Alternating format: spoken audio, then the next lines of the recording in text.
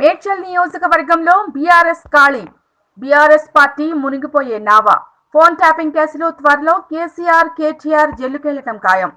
సామాన్యులకు న్యాయం కాంగ్రెస్ పార్టీతోనే అన్నారు తెలంగాణ రాష్ట్ర ముఖ్యమంత్రి రేవంత్ రెడ్డి. సంక్షేమ పథకాల అమలుకు ఆకర్షణతో కాంగ్రెస్లోకి. టీపీసీసీ ఉపాధ్యక్షులు, మేడ్చల్ నియోజకవర్గం కాంగ్రెస్ పార్టీ ఇన్ఛార్జ్ తోటకూర వజ్రేష్ యాదవ్ ఆధ్వర్యంలో బీఆర్ఎస్ ప్రజా ప్రతినిధులు కాంగ్రెస్ పార్టీలో చేరిక.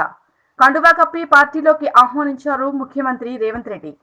ఈ రోజు మేడ్చల్ నియోజకవర్గంలోని వివిధ కార్పొరేషన్లు, మండలాల నుండి భారీ ఎత్తున బీఆర్ఎస్ పార్టీ ప్రజా ప్రతినిధులు, నాయకులు కాంగ్రెస్ పార్టీ చేస్తున్న సంక్షేమ పథకాలకు ఆకర్షితులై టీపీసీసీ ఉపాధ్యక్షులు, మేడ్చల్ నియోజకవర్గం కాంగ్రెస్ పార్టీ ఇన్ఛార్జ్ తోటకూర వజ్రేష్ యాదవ్, మాజీ ఎమ్మెల్యే మలిపెద్ది సుధీర్ రెడ్డి ఆధ్వర్యంలో తెలంగాణ రాష్ట్ర ముఖ్యమంత్రి రేవంత్ రెడ్డి సమక్షంలో కాంగ్రెస్ పార్టీలో చేరి వారి చేతుల మీదుగా కండువా కప్పుకున్నారు.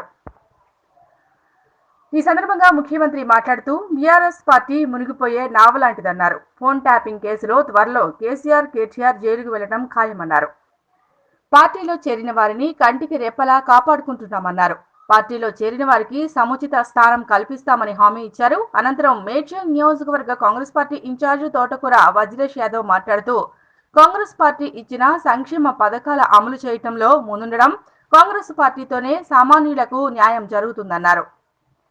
మేడ్చల్ నియోజకవర్గం బీఆర్ఎస్ పార్టీ నుండి కాంగ్రెస్ పార్టీలో చేరారు.